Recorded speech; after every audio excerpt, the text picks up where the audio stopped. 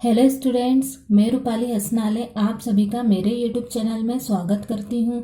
आज के इस वीडियो में मैं आप सभी को एनसीईआरटी संस्कृत क्लास 7th के षष्ठ पाठ का अभ्यास कार्य समझाने जा रही हूँ। तो आइए षष्ठ पाठ का अभ्यास कार्य प्रारंभ करते हैं। प्रश्न नंबर 1 में हमें दिया गया है सर्वान श्लोकान सस्वरम गायत। इसका मतलब होता है सभी श्लोकों को स्वर के साथ गाइए। ठीक है, आपको इस पाठ में जितने भी श्लोक दिए गए हैं इन श्लोकों को आपको स्वर के साथ गाना है। ठीक है, आया समझ में? तो प्रश्न नंबर 1 आप खुद करोगे। अब प्रश्न नंबर 2 में देखिए, उपयुक्त कथनानाम समक्षम आम अनुपयुक्त कथनानाम समक्षम न इति लिखत। इसका मतलब होता है उचित कथनों के सामने हाँ, अनुचित कथनों के सामने न लिखो। ठीक है, आम का मतलब होता है हाँ और न का मतलब होता है नहीं। तो जो सही कथन होगा उसके सामने आपको आम लिखना है और जो गलत कथन होगा उसके सामने आपको न लिखना है। ठीक है, आया समझ में? अब क में देखो, प्रातः काले ईश्वरम स्मरेत। इसका मतलब होता है प्रातः काल ईश्वर का स्मरण करना चाहिए। तो ये वाला कथन हमारा सही है या गलत? सही है। तो हम क्या लिखेंगे? हम लिखेंगे आम। ठीक है, आया समझ में? अब ख में देखो, अनृतम ब्रूयात मतलब झूठ बोलना चाहिए। तो ये वाला हमारा कथन सही है या गलत? गलत है। ठीक है, तो हम क्या लिखेंगे? न। अब ग में देखो, मनसा श्रेष्ठ जनम सेवेत मतलब मन से श्रेष्ठ जनों की सेवा करनी चाहिए। तो ये वाला कथन हमारा सही है। तो हम क्या लिखेंगे? आम। अब घ में देखो, मित्रेण कलहम कृत्वा जनः सुखी भवति। इसका मतलब होता है मित्र के साथ झगड़ा करके मनुष्य सुखी होता है। तो ये वाला कथन हमारा सही है या गलत? गलत है ना? तो हम क्या लिखेंगे? न। अब लास्ट अंग में देखो, स्वः कार्यम अद्य कुर्वित मतलब कल का काम आज करना चाहिए। तो ये वाला कथन हमारा क्या है? सही है। तो हम क्या लिखेंगे? आम। ठीक है, आया समझ में आप सभी को? हमें प्रश्न नंबर 2 में दिया गया था कि उचित कथनों के सामने हमें आम लिखना था और अनुचित कथनों के सामने हमें न लिखना था। ठीक है, आया समझ में? अब प्रश्न नंबर 3 में देखिए, एक पदेन उत्तरत। इसका मतलब होता है एक पद में उत्तर दीजिए। ठीक है, आपको ये 5 प्रश्न दिए गए हैं। इन प्रश्नों का आपको एक पद में उत्तर लिखना है। ठीक है, आया समझ में? अब देखो यहाँ पर हमें क में दिया गया है कह न प्रतीक्षते। इसका मतलब होता है कौन प्रतीक्षा नहीं करती है। कौन प्रतीक्षा नहीं करती है? मृत्यु प्रतीक्षा नहीं करती है। तो हम क्या लिखेंगे? हम उत्तर में लिखेंगे मृत्यु। ठीक है, मृत्यु न प्रतीक्षते मृत्यु प्रतीक्षा नहीं करती है। ठीक है, अब ख में देखो, सत्यता कदा व्यवहारे स्यात्। इसका मतलब होता है सत्यता कब व्यवहार में होनी चाहिए। कब व्यवहार में होनी चाहिए सत्यता? हमेशा व्यवहार में होनी चाहिए। तो हम उत्तर में क्या लिखेंगे? हम उत्तर में लिखेंगे सर्वदा। सर्वदा का मतलब होता है हमेशा। ठीक है, सत्यता हमेशा व्यवहार में होनी चाहिए। ठीक है, आया समझ में? अब ग में देखो, किम ब्रूयात मतलब क्या बोलना चाहिए। क्या बोलना चाहिए? सत्य बोलना चाहिए, है ना? तो हम उत्तर में क्या लिखेंगे? हम उत्तर में लिखेंगे सत्यम। ठीक है, सत्यम। सत्यम ब्रूयात मतलब सत्य बोलना चाहिए। ठीक है, अब घ में देखो, केन सह कलहम कृत्वा नरः सुखी न भवेत। इसका मतलब होता है किसके साथ झगड़ा करके मनुष्य सुखी नहीं होता है। किसके साथ झगड़ा करके मनुष्य सुखी नहीं होता है? मित्र के साथ झगड़ा करके मनुष्य सुखी नहीं होता है ना? तो हम उत्तर में क्या लिखेंगे? हम उत्तर में लिखेंगे मित्रेण। ठीक है, मित्रेण मतलब मित्र के साथ झगड़ा करके मनुष्य सुखी नहीं होता है। ठीक है, आया समझ में। अब अंग में देखो, कह महारिपुः अस्माकं शरीरे तिष्ठति, मतलब कौन महाशत्रु हमारे शरीर में रहता है। कौन सा महाशत्रु हमारे शरीर में रहता है? आलस्य हमारा सबसे बड़ा शत्रु है जो हमारे शरीर में रहता है। तो हम उत्तर में क्या लिखेंगे? आलस्यम। आलस्यम महारिपुः अस्माकं शरीरे तिष्ठति, मतलब कि आलस्य महाशत्रु है जो हमारे शरीर में रहता है। ठीक है, आया समझ में। प्रश्न नंबर 3 में हमें क्या दिया गया था कि एक पद में उत्तर लिखना था, तो हमने क्या करा है, इन प्रश्नों के एक पद में उत्तर लिखे।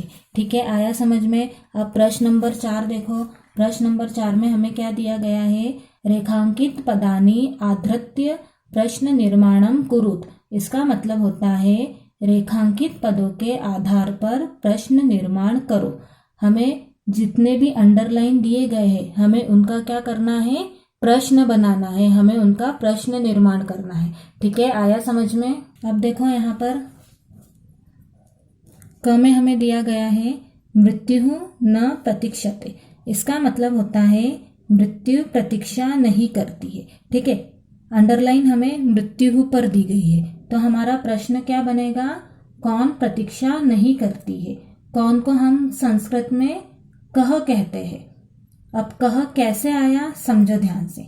मृत्यु हमारी उकारान पुल्लिंग शब्द है और प्रथमा विभक्ति एक वचन है, तो हम किम के पुल्लिंग शब्द रूप में जाएंगे। ठीक है, अब देखो यहाँ पर किम के पुल्लिंग शब्द रूप में गए और प्रथमा विभक्ति एक वचन को देखा, तो क्या आया है, कह आया है। ठीक है, कह का मतलब होता है कौन। ठीक है, तो अब हम क्या लिखेंगे यहाँ पर, हम लिखेंगे कह न प्रतीक्षते। ये हमारा प्रश्न बना है, इसी कारण से हमने क्या करा है, प्रश्नवाचक चिन्ह लगा दिया। ठीक है, कौन प्रतीक्षा नहीं करती है। आया समझ में। अब ख में देखो, कलहम कृत्वा नरः दुखी भवति। इसका मतलब होता है लड़ाई करके मनुष्य दुखी होता है। ठीक है, तो हमारी अंडरलाइन किस पर की गई है, कलहम पर की गई है।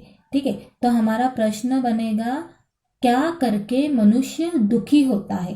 क्या को हम संस्कृत में किम कहते हैं। अब देखो, कलहम शब्द नपुंसकलिंग शब्द रूप की प्रथमा द्वितीय विभक्ति और एक वचन है। ठीक है, तो हम क्या करेंगे, किम नपुंसकलिंग शब्द रूप में जाएंगे और प्रथमा द्वितीय विभक्ति देखेंगे। देखो क्या लिखा हुआ है, किम नपुंसकलिंग शब्द प्रथमा द्वितीय विभक्ति, क्या लिखा है, किम लिखा है। ठीक है, तो हमारा प्रश्न क्या बनेगा, किम कृत्वा नरः दुखी भवति। क्या करके मनुष्य दुखी होता है। ठीक है, आया समझ में। अब ग में देखो, पितरम कर्मणा सेवेत। इसका मतलब होता है पिता की कर्म से सेवा करनी चाहिए। ठीक है, पितरम का मूल शब्द पितरी है और यह ऋकारांत पुल्लिंग शब्द है और द्वितीय विभक्ति एक वचन है। ठीक है, देखो यहाँ पर, देखो यहाँ पर ऋकारांत पुल्लिंग शब्द द्वितीय विभक्ति एक वचन। ठीक है, तो हम क्या करेंगे, किम पुल्लिंग शब्द में जाएंगे। ठीक है, किम पुल्लिंग शब्द रूप में गए, द्वितीय विभक्ति और एक वचन में देखा, तो क्या आया है, कम आया है। ठीक है, आया समझ में। तो अब हम यहाँ पर क्या लिखेंगे, कम कर्मणा सेवेत और प्रश्नवाचक चिन्ह। ठीक है, देखो एक बात ध्यान से समझना, यदि हम प्रश्न निर्माण करते हैं तब जिस शब्द पर अंडरलाइन होता है उसका लिंग विभक्ति वचन देखकर ही उसका प्रश्न बनाएंगे। ठीक है, पितराम हमारा क्या है, ऋकारांत पुल्लिंग शब्द है, द्वितीय विभक्ति है और एक वचन है। तो हम लोगों ने क्या करा, किम पुल्लिंग शब्द रूप में गए, द्वितीय विभक्ति और एक वचन देखा, तो क्या आया, कम आया। ठीक है, अब यदि यहाँ पर अव्यय शब्द होता है ना, अव्यय पर अंडरलाइन होता, तो हम क्या करते, प्रश्न भी अव्यय का बनाते। ठीक है, आया समझ में। अब घ में देखो, व्यवहारे मृदुता श्रेयसी, इसका मतलब होता है व्यवहार में कोमलता श्रेष्ठ है। ठीक है, तो अंडरलाइन किस पर की गई है, मृदुता पर की गई है। ठीक है, तो मृदुता स्त्रीलिंग शब्द है और प्रथमा विभक्ति एक वचन है, तो हम क्या करेंगे, किम स्त्रीलिंग शब्द रूप में जाएंगे, किम स्त्रीलिंग शब्द रूप में गए, प्रथमा विभक्ति और एक वचन में देखा, तो क्या आया है, का आया है। ठीक है, तो हम क्या करेंगे, यहाँ पर लिखेंगे व्यवहारे का श्रेयसी, व्यवहार में कौन श्रेष्ठ है। ठीक है, आया समझ में। मृदुता हमारी क्या थी, स्त्रीलिंग शब्द रूप की प्रथमा विभक्ति एक वचन था, तो हमने क्या करा, किम स्त्रीलिंग शब्द रूप में गए और प्रथमा विभक्ति एक वचन में देखा, तो क्या आया, का आया। ठीक है, व्यवहार में कोमलता श्रेष्ठ है, तो हमारा प्रश्न क्या बना, व्यवहार में कौन श्रेष्ठ है। ठीक है, आया समझ में। अब अंग में देखो, सर्वदा व्यवहारे ऋजुता विधेया, इसका मतलब होता है हमेशा व्यवहार में सरलता होनी चाहिए। ठीक है, यहाँ पर अंडरलाइन सर्वदा पर की गई है, सर्वदा एक अव्यय है, तो प्रश्न भी अव्यय ही होगा।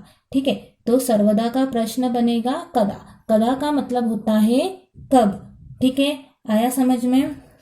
तो हमने क्या लिखा, कदा व्यवहारे ऋजुता विधेया, कब व्यवहार में सरलता होनी चाहिए। ठीक है, आया समझ में। कदा क्या है, हमारा एक अव्यय है और सर्वदा भी हमारा एक अव्यय है, तो सर्वदा हमारा अव्यय था, तो हमने प्रश्न भी क्या बनाया, अव्यय बनाया। ठीक है, आया समझ में। प्रश्न नंबर 4 में हमें क्या दिया गया था, जितने भी अंडरलाइन दी गई है उनका हमें क्या बनाना था, प्रश्न बनाना था। ठीक है, आया समझ में। अब प्रश्न नंबर 5 पर आते हैं। प्रश्न नंबर 5 में हमें दिया गया है, प्रश्न मध्ये त्रीणि क्रियापदानि सन्ति तानि प्रयुज्य सार्थक वाक्यानि रचयत। इसका मतलब होता है प्रश्न के बीच में 3 क्रियापद है। ठीक है, ब्रूयात, सेवेत, स्यात्। ब्रूयात का मतलब होता है बोलना चाहिए, सेवेत का मतलब होता है सेवा करनी चाहिए, स्यात् का मतलब होता है होनी चाहिए या फिर हो।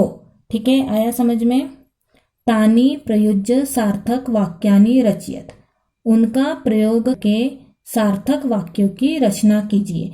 मतलब कि इन वाक्यों को इन क्रियापदों से जोड़कर हमें क्या करना है, सार्थक वाक्यों की रचना करनी है। ठीक है, आया समझ में।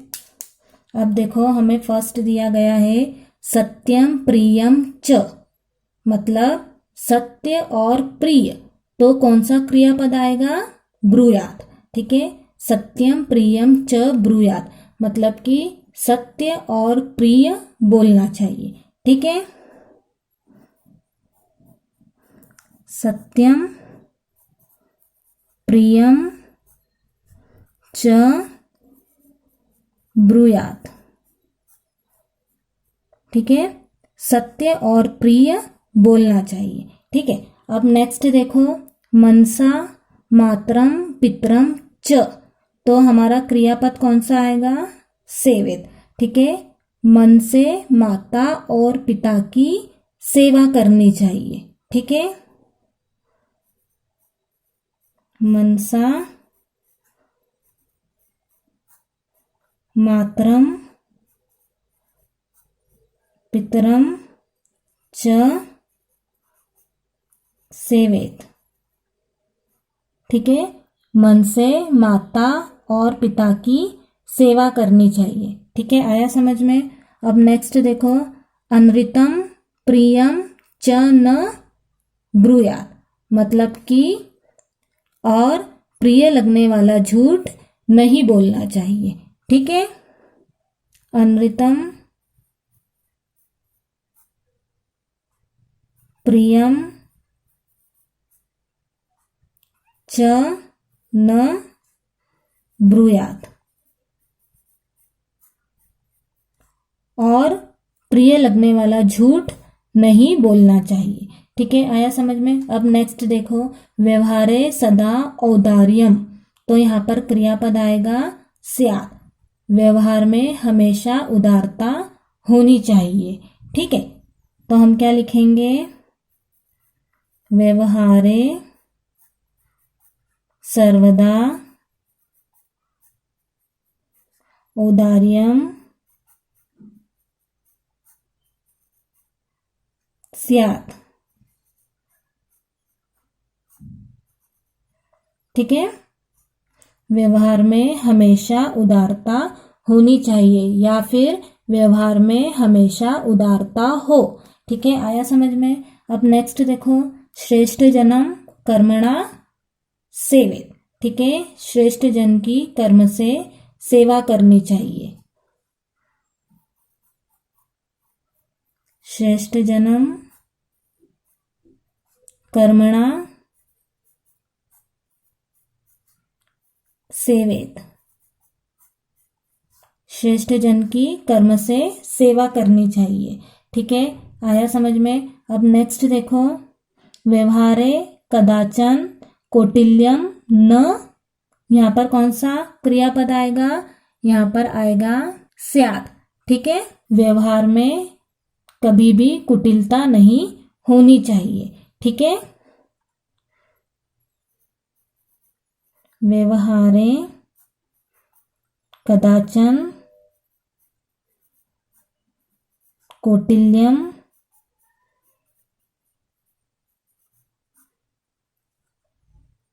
न स्यात्। ठीक है, व्यवहार में कभी भी कुटिलता नहीं होनी चाहिए, या फिर व्यवहार में कभी भी कुटिलता न हो। ठीक है, आया समझ में। अब नेक्स्ट देखो, सत्यम अप्रियम च न, कौन सा क्रियापद आएगा, ब्रूयात। ठीक है, और अप्रिय सत्य नहीं बोलना चाहिए। ठीक है,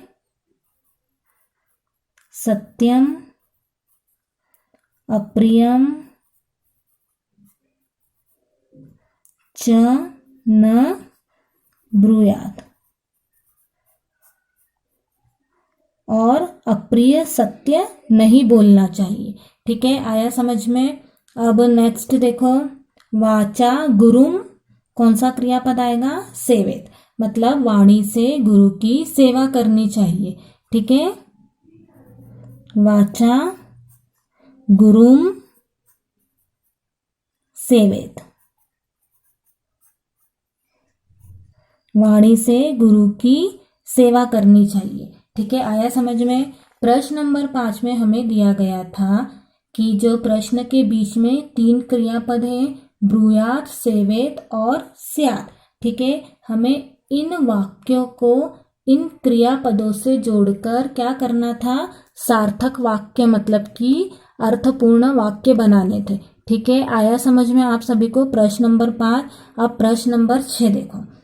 प्रश्न नंबर 6 में हमें दिया गया है, मंजुषातः अव्यय पदानि चित्वा रिक्त स्थानानि पूरयत। इसका मतलब होता है मंजूषा से अव्यय पदों को चुनकर रिक्त स्थानों की पूर्ति कीजिए। ठीक है, आया समझ में। हमें क्या करना है, इन मंजूषा से अव्यय पदों को चुनना है, और ये जो खाली स्थान दिए गए हैं, रिक्त स्थान दिए गए हैं, हमें इनको पूरा करना है। ठीक है, अब पहले हम इनका मतलब समझ लेते हैं।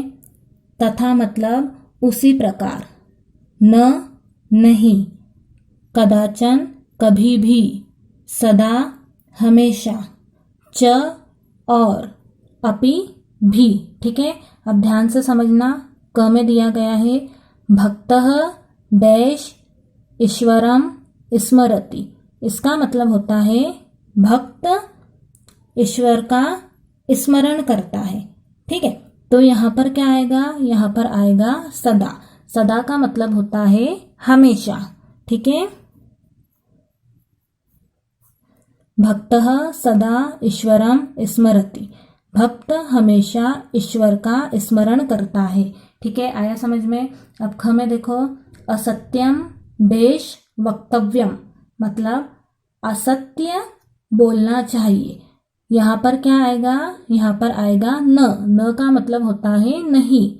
ठीक है, असत्यम न वक्तव्यम, असत्य नहीं बोलना चाहिए। ठीक है, आया समझ में। अब नेक्स्ट देखो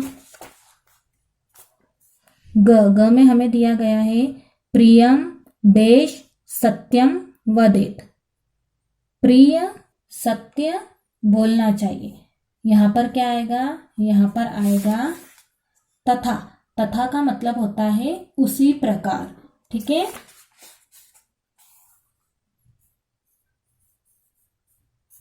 प्रियम तथा सत्यम वदेत। प्रिय उसी प्रकार सत्य बोलना चाहिए। ठीक है, आया समझ में। अब घ में देखो लता मेधा डैश विद्यालयम गच्छतः। इसका मतलब होता है लता मेधा विद्यालय जाती है। तो यहाँ पर क्या आएगा, यहाँ पर आएगा च का मतलब होता है और। ठीक है, लता मेधा च विद्यालयम गच्छतः। लता और मेधा विद्यालय जाती है। ठीक है, आया समझ में। अब नेक्स्ट अंग में देखो डैश कुशली भवान, मतलब कुशल है। तो यहाँ पर क्या आएगा, यहाँ पर आएगा अपि। ठीक है, अपि कुशली भवान, क्या आप कुशल हैं। ठीक है, देखो अपि का मतलब होता है भी, पर जब हम वाक्य के शुरू में अपि का प्रयोग करते हैं तब अपि का मतलब क्या होता है। ठीक है, अपि प्रश्न का काम करता है। अब देखो वाक्य के शुरुआत में अपि आया है, इसी कारण से इसका मतलब हुआ क्या। परंतु इस वाक्य के बीच में या फिर लास्ट में अपि होता तो अपि को हम क्या बोलते, भी बोलते। ठीक है, परंतु वाक्य के शुरुआत में अपि आया है, इसी कारण से अपि हमारा क्या काम कर रहा है, प्रश्न का काम कर रहा है। ठीक है, क्या आप कुशल है। ठीक है, आया समझ में। अब च में देखो महात्मा गांधी देश अहिंसाम न अत्यज्यत, मतलब महात्मा गांधी देश अहिंसा नहीं छोड़ी। तो यहाँ पर क्या आएगा, यहाँ पर आएगा कदाचन। कदाचन का मतलब होता है कभी भी।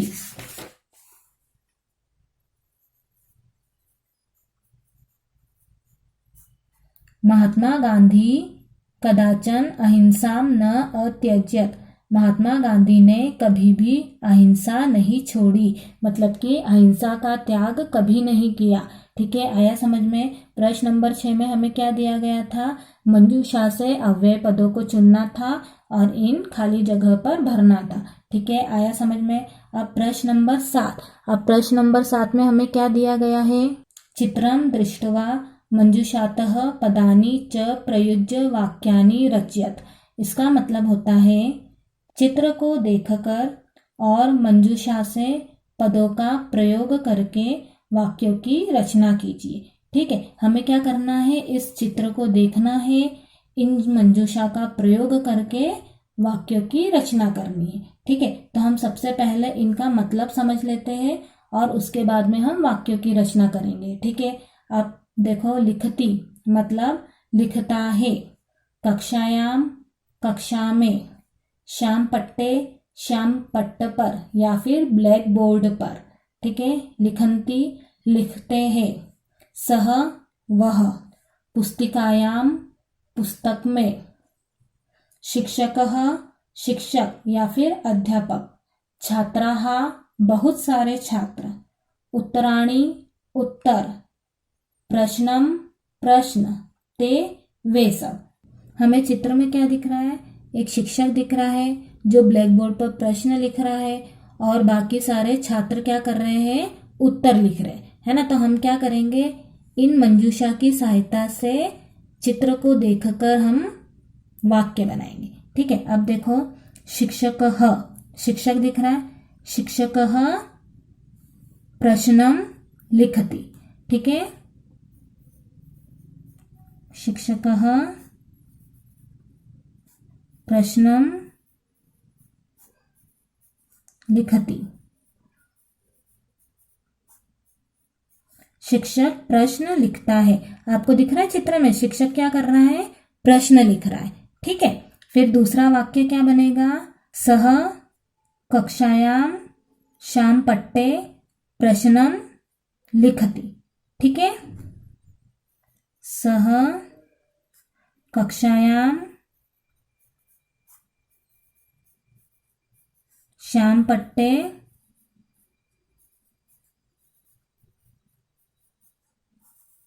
प्रश्नम लिखति। मतलब वह कक्षा में श्याम पट्ट पर प्रश्न लिखता है।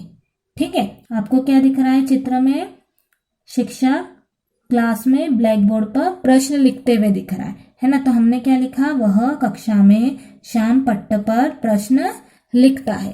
ठीक है, आया समझ में। अब नेक्स्ट देखो, आपको क्या दिख रहा है, बहुत सारे छात्रजन क्या कर रहे हैं, उत्तर लिख रहे हैं। तो हम क्या लिखेंगे, छात्राः उत्तराणि लिखन्ति। ठीक है, छात्राः उत्तराणि लिखन्ति। मतलब बहुत सारे छात्र उत्तर लिख रहे हैं, बहुत सारे छात्र उत्तर लिखते हैं। ठीक है, आया समझ में। अब नेक्स्ट देखो, ते का मतलब होता है वे सब। ठीक है, ते पुस्तिकायाम उत्तराणि लिखन्ति। ठीक है,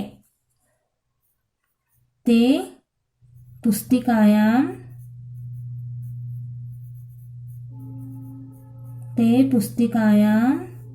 उत्तराणि